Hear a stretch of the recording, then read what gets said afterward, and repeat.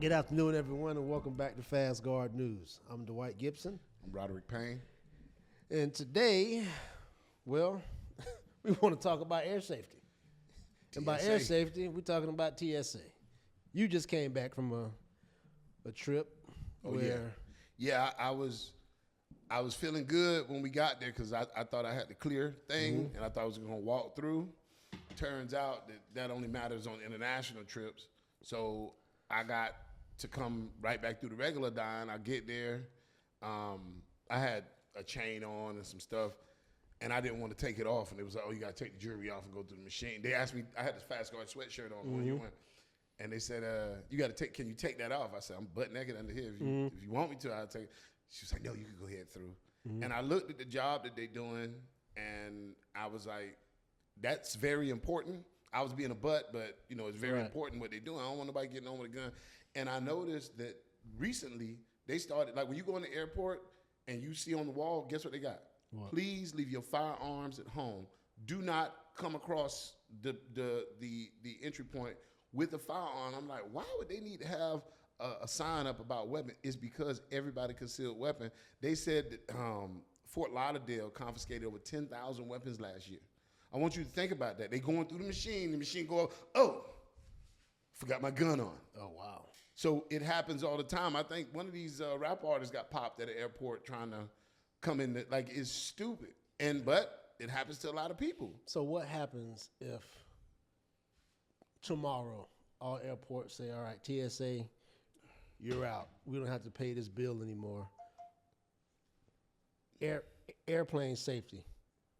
Who Immediately what happens? Who's checking bags? I think they're going to have to stop it or bring in Fast Guard because it's going to take – you're going to have people organized. Like I think they said how many workers? 45,000? Yeah.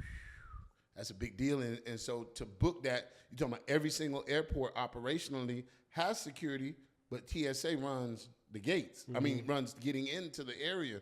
The reason they did that because they wanted to have a unilateral security service or a unilateral type of service where everybody's following the same protocol. It's hard sometimes when you use different companies, but I think what needs to happen is one company needs to come in. They need to be trained on that same level. And if they don't want the collective bargaining, you want people to be comfortable with their career at locations like that.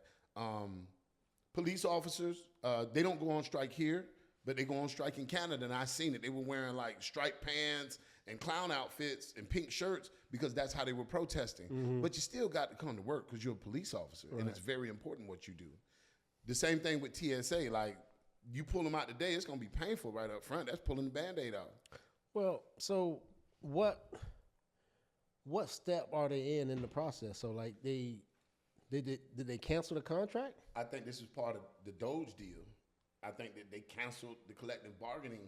I think it has something to do with that, and which basically means for a private contractor to come in and take over all the airports. I think that may be more efficient and cost. You got to understand, if all these people are working, you got to have a retirement. You got to have insurance, dental, like all that stuff costs money. We know, so they're probably looking at doing it on the private side and having a private contractor come in and surprise guard. This is what was going on before. I know TSA didn't come in until 9/11. So when you think about it, think of who was up there checking you in at airports before 9/11. I don't even remember. I remember it was a security company.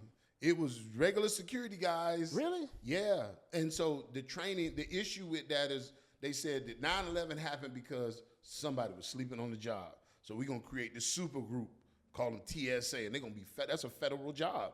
That's like the easiest intro you're going to get into working federal. Like most people that go to college for criminal justice want to be FBI agents.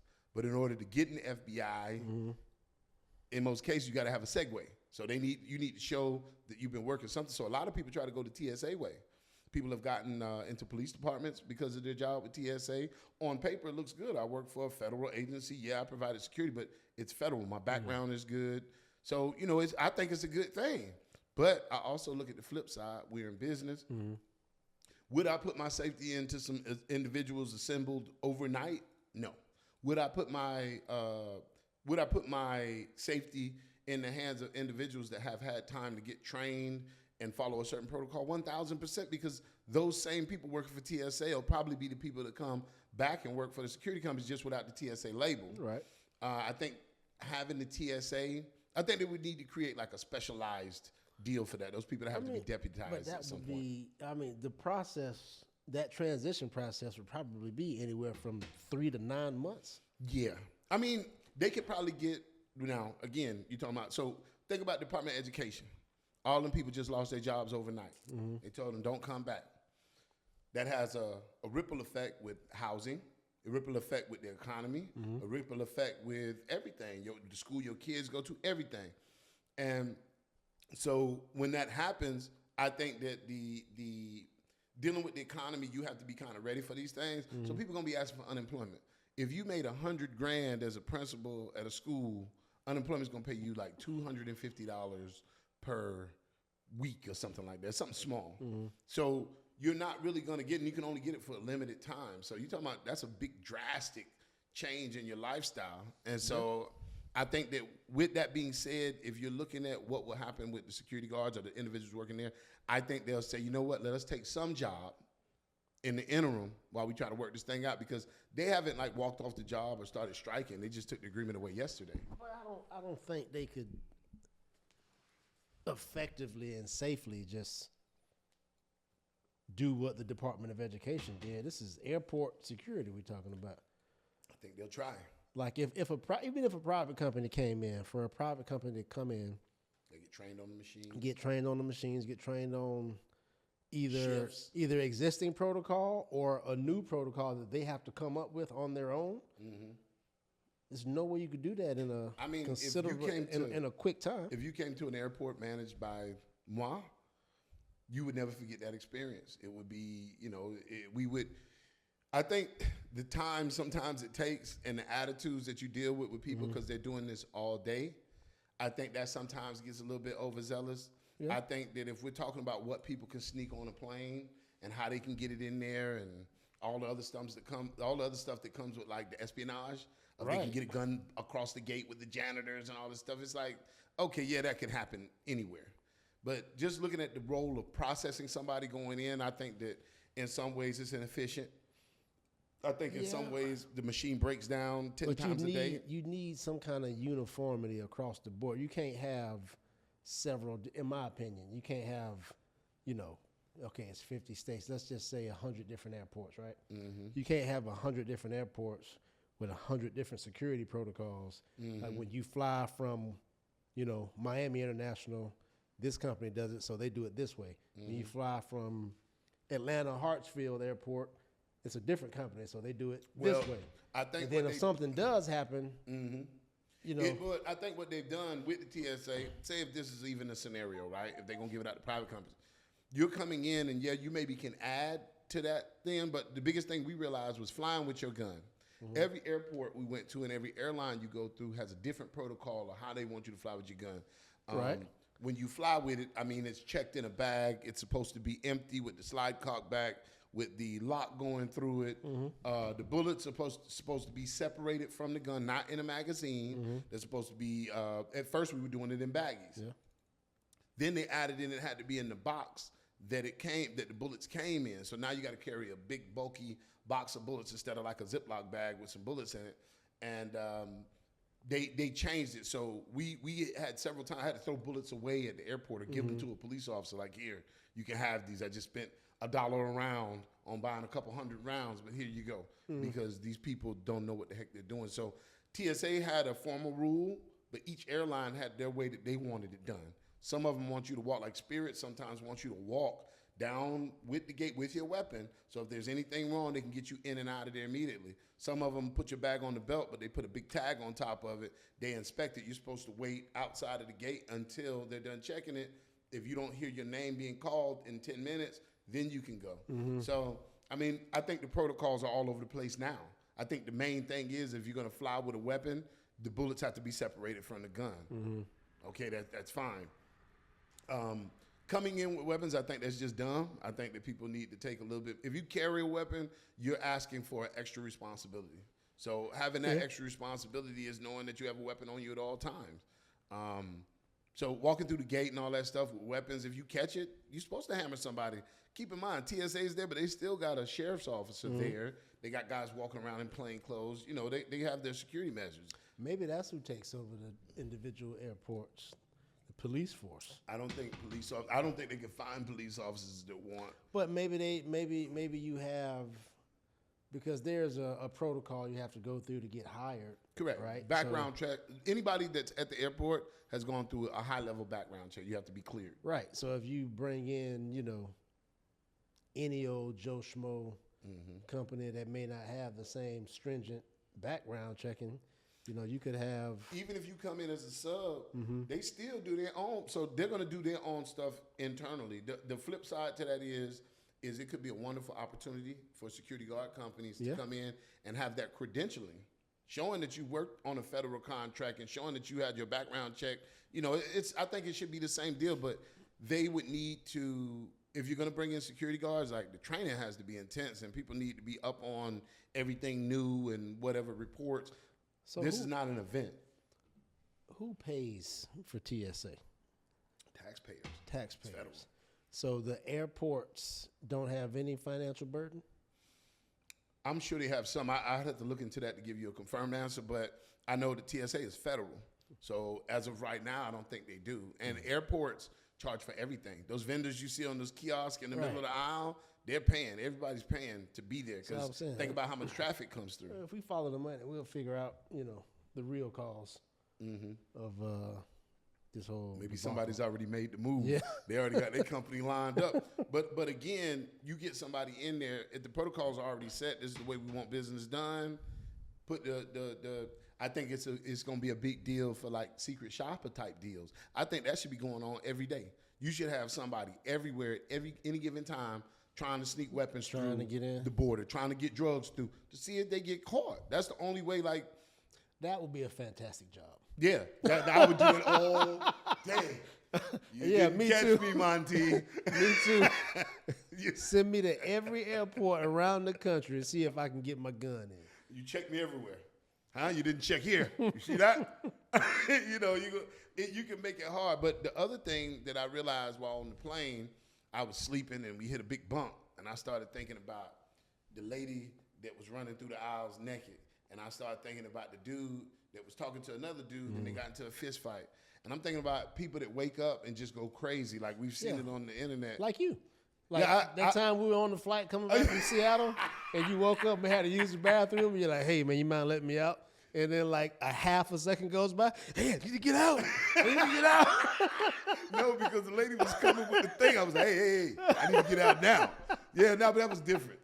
I woke up and I had to use the bathroom so bad, and the lady was like, you're going to make an order, sir? And you were like, well, I see the cheese box. I'm like, hey, if you don't let me out right now. So, again, I think that there need to be a security guard. And remember, y'all, hey, we do a lot of first times on this show. The first person that suggested this. We're going to call it the Soldier Boy section. Soldier Boy section. Soldier Boy, man, come on the show, talk about why you need security. But you need to have a security guard on every single flight. I woke up and I started thinking about what could happen. Forget the plane crash. Like, we all think about that at one time or another. But think of somebody just starts putting people in headlocks on the plane or knocking out the stewardesses. There's nobody like, they got the air marshals. But just like law enforcement, the other reason I was going to tell you, law enforcement taking over TSA, it's not enough police officers now to patrol the streets. So they're not going to be able to hire. It wouldn't necessarily be law enforcement officers, but let's say, the police department has a airport division where this particular group of people are, the airport sworn. division. Like how you have SWAT. So they'll call it something else, like their own version of TSA. I think that the reason that wouldn't happen is just anything. It's still government, though. Yeah, it's still government. And so them putting on that TSA patch, I've never seen a TSA office. So law enforcement agencies have an office and they have to be elected. Like Broward County Sheriff is elected individual. They had somebody get killed in the airport. This is why when you fly with your weapon, they zip lock it and do all this stuff to the bag. They put a zip lock around my bag. I couldn't get it off at home. So I know for a fact nobody's pulling out any more guns in there, but that was the main thing that they changed. They added protocol. The police, they do have an airport division. The police that are working there usually are like retirement age, or they done something stupid in the street and they've been banished to the shadow realm. Either way, they have police officers there. They even have guys that do parking enforcement, tell you to move your car and all this stuff. I think in those roles that they currently play, it's a lot of liability, but not like TSA.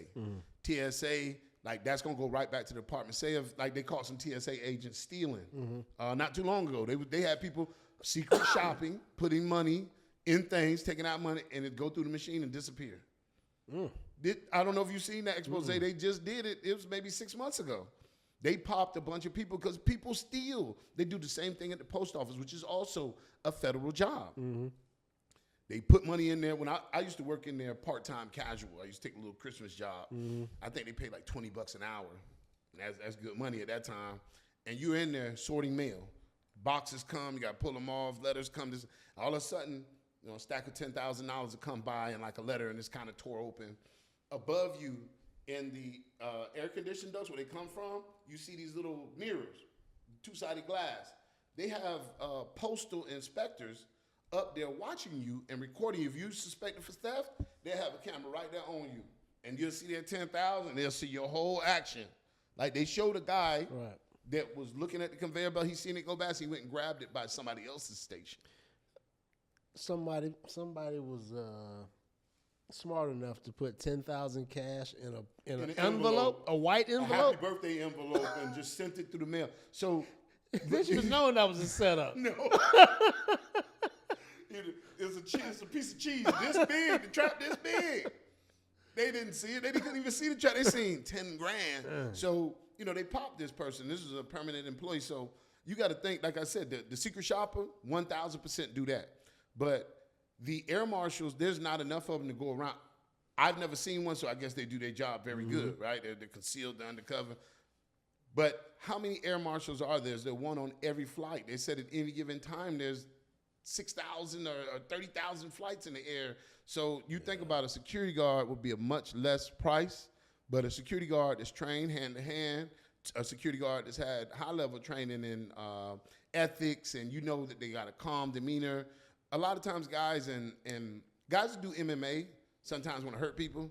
Guys that are like deep in jiu-jitsu or something like that, a lot of times they're a lot more tame. But don't let the tame fool you. Yeah. They're going to put you in a triangle. That's what you need on flights. Because I was up there and I was thinking about how scary that must have been. Imagine you up there on a flight, you got your kids with you, and the lady start walking up and down naked. If she stops and bends over in your child's face, what really can you do besides push her? And do you want your child to go through that on an airplane? But she walked up and down. Nobody jumped up and stopped this person. Imagine she got a weapon, had a pair of scissors or a butter knife or something. Some of the flights, first class, they give you real metal forks and knives. Right. So right there, she got everything she needs, and then you're on there. Nobody's stepping up to be the hero.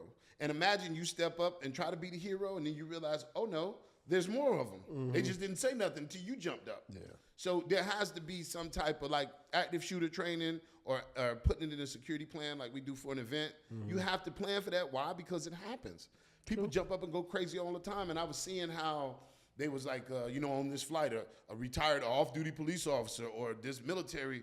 Why does a pedestrian, another person is just there hanging out, have to enact a citizen's arrest on somebody that's going crazy on your airline? You have a fiduciary responsibility to provide a secure location. I got my kids in here.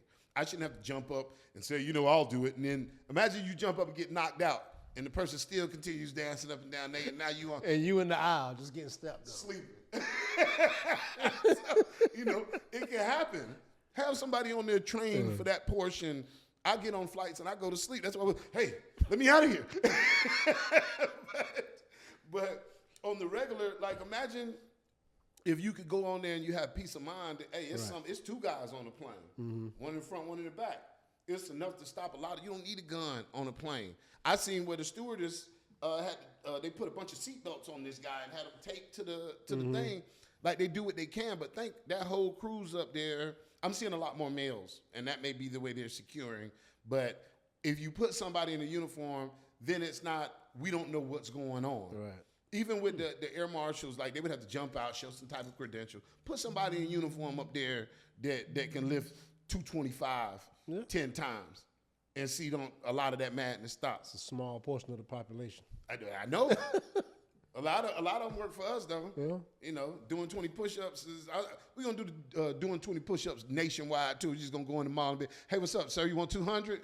Hey, do 20 push-ups real quick, and you'll see. It's a good idea. Most people probably can't do it. No, they can't do it. Man. So just think about that, and think about how security services could step into the future and become that. I think sometimes when there's disruption, it opens the doors for others to grow. And so I think this is one of the things we need. That's what sparks innovation. Correct. Pressure do two things: bust pipes and make diamonds.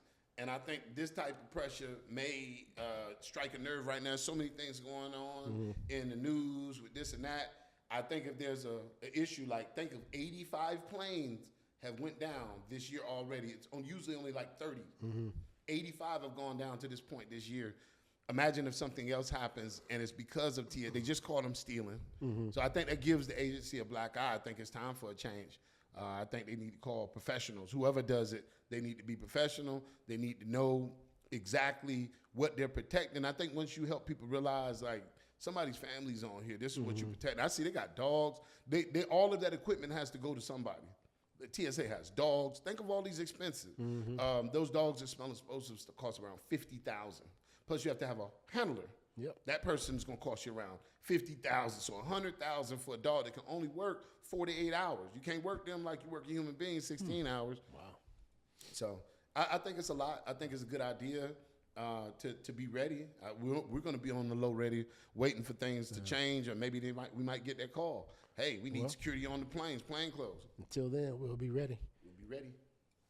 You can reach us online at www.fastguardservice.com or by phone at 844-25-GUARD. We hope to hear from you soon, and let us know what you think about the video. How do you feel about airport security? Talk to you soon. Have a good one.